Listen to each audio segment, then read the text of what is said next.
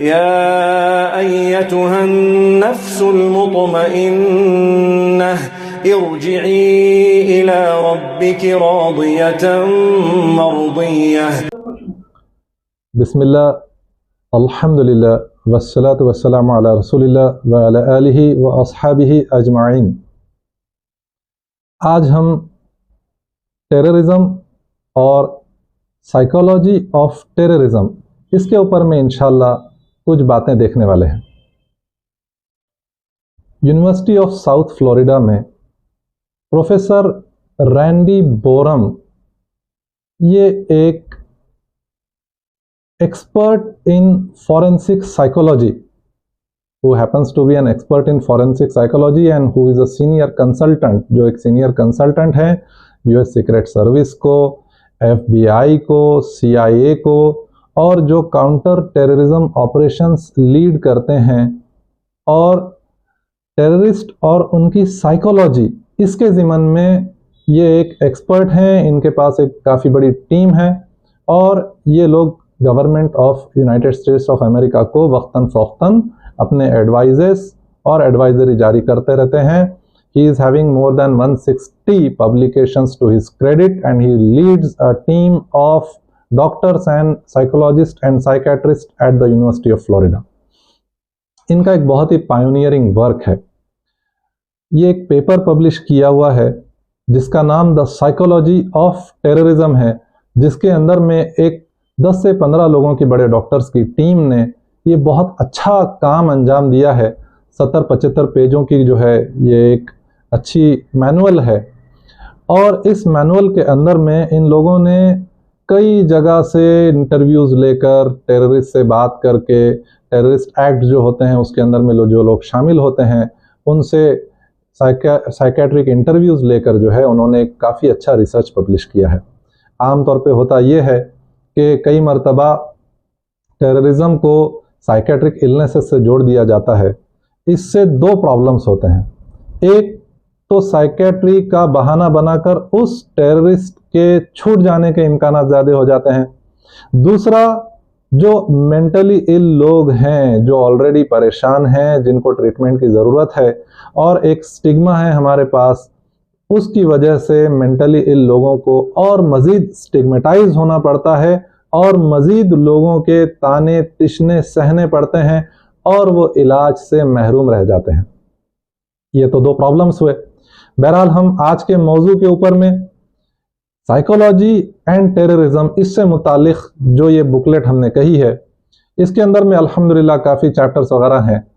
एक खुसूसी तौर पे जब मेंटल इलनेस का जब चैप्टर आता है पेज नंबर 30 और 31 के ऊपर में, यहाँ पर प्रोफेसर रैंडी बोरम ये लिखते हैं, nevertheless the research that does exist is fairly consistent in finding that serious psychopathology और mental illnesses among terrorist are relatively rare.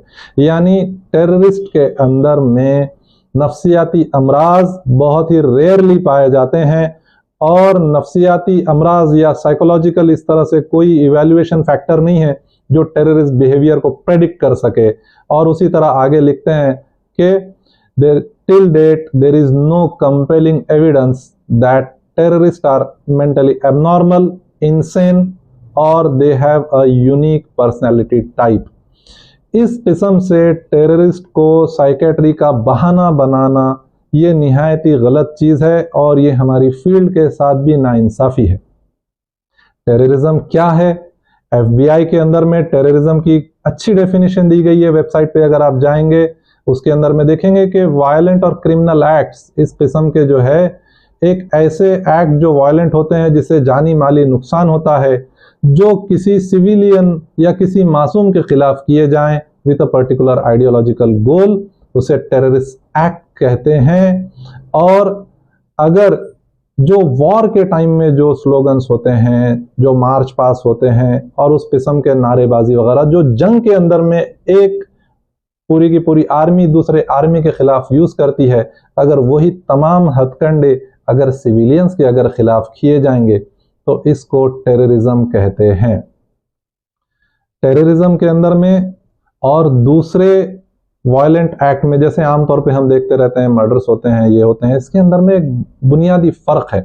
फ़र्क क्या है कि सबसे पहले जो टेररिस्ट एक्ट होता है वो किसी आइडियोलॉजी को लेकर होता है, जबकि ऐसे ही जो वायलेंट एक्ट्स होते हैं वो किसी आइडियोलॉजी को लेकर नहीं होते हैं, वो आमतौर पे जो है किसी ना किसी रिवेंज मैकेनिज्म या और किसी वजह से होते हैं। दूसरी बात, जो टेररिस्ट एक्ट होता है इसके जो विक्टिम्स होते हैं तो परपिट्रेटर और विक्टिम अननोन होते हैं, यानी जो टेररिस्ट है जो अमल में आ रहा है, यानी जैसे जैसे अगर किसी ने रेल में अगर जो है गोली चला दी, या अगर किसी ने जो है होटल के अंदर में बम फोड़ दिया, बस के अंदर में बम फोड़ दिया, तो ये दोनों में, बम फोड़ने वाले में और उस बस के या उस ट्रेन के जो मुसाफिर हैं उनमें कोई ताल्लुक नहीं है, कोई पर्सनल कनेक्शन नहीं है। ये अमल वो किसी ना किसी बहाने से कर रहा है। तो ये दूसरा एक बुनियादी फर्क इसके अंदर में है। तीसरा, टेररिस्ट जब ये अमल करता है तो उसको किसी ना किसी मीडिया चैनल के जरिए अपना उसका एक मैसेज होता है जो वो सामने वाली कम्युनिटी को जिसके खिलाफ उसने अमल किया है उसको पहुंचाना चाहता है, और ये मैसेज काफ़ी बोल्ड होता है, इसको मीडिया चैनल से एम्पलीफाई किया जाता है। और इसी तरह का हमने भी जो है चेतन सिंह से जो अमल पेश आया है उसके अंदर में भी हमने देखे कि उसके अंदर में किसी किस्म का रिमोर्स नहीं था और उसका एक मैसेज था, he had to deliver a particular message to the victims, और उसने वो डिलीवर किया है।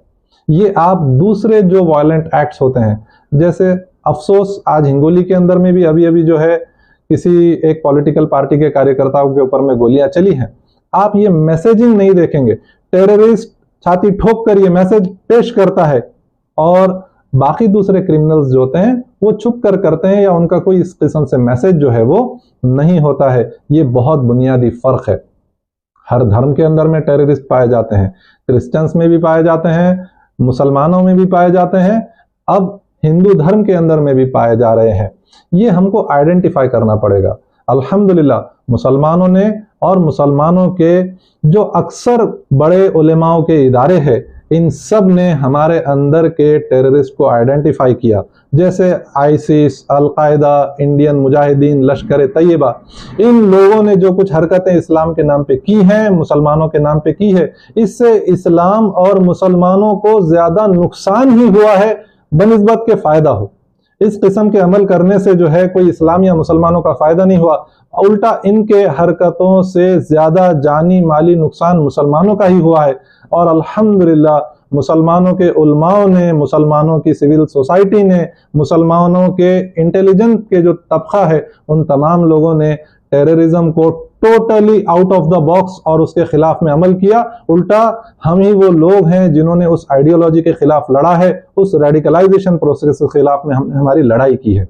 इसी तरह से हर समाज के अपने अपने अंदर छुपे हुए टेररिस्ट को पहचानना पड़ेगा। हिंदू धर्म के भी लोगों को उनके नाम पर, उनके मजहब के नाम पर इस किस्म से जो हरकतें की जा रही है उनको पहचानना पड़ेगा। सिविल सोसाइटी को और इंटेलिजेंट लोगों को आगे आना पड़ेगा, और जो पैगाम टेररिस्ट छाती ठोक कर दे रहे हैं उस पैगाम के अगेंस्ट में काउंटर नैरेटिव बिल्डअप करना पड़ेगा। वरना होगा क्या, जिस तरह से मुसलमानों के टेररिस्ट ने इस्लाम और मुसलमानों को सबसे ज्यादा नुकसान पहुंचाया है, उसी तरह हिंदू धर्म के नाम पर जो टेररिज्म कर रहे हैं, ये हिंदू धर्म, हिंदू मजहब और हिंदू लोगों को ज्यादा नुकसान करेंगे।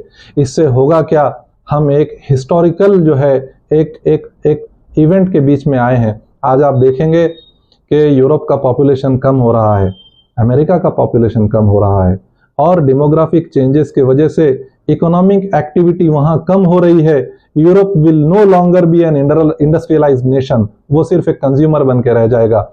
इस मौके पे हम लोग हिंदुस्तानी, भारतीय अगर सब मिलकर काम करते हैं, हिंदू, मुस्लिम, सिख, ईसाई, और अपने देश की तरक्की की अगर जो है बात करते हैं, तो इंशाअल्लाह आने वाले 10 से 15 साल के अंदर में ये मुमकिन है कि हम लोग not just number 3 but we will be the top most economic and military super power in the whole world. हम लोग इन्फ्लुएंस कर सकते हैं, लेकिन अगर हम लोग आपस में ही ऐसे लड़ बैठेंगे और उसके अंदर में साइकेट्री का शोशा पेश करेंगे कि मेंटली इल है, ये है, वो है, तो इससे न सिर्फ हमारे मुल्क को नुकसान होगा, बल्कि वो मरीज जो वाकई में मेंटली इल है उनको भी इससे ज़्यादा नुकसान होगा। आइए हम सब मिलकर कोशिश करते हैं और अल्लाह ताला से दुआ करते हैं कि अल्लाह ताला हमारे मुल्क से तमाम किस्म के दहशतवाद को ख़त्म करे, चाहे वो किसी भी धर्म के नाम पे होता हो। हमारे मुल्क के अंदर में अमन व अमान, शांति, उन्नति लेकर आए और इन जैसे टेररिस्ट के मंसूबों को अल्लाह नाकाम करे। व आखिर दावाना अनिल हम्दुलिल्लाहि रब्बिल आलमीन।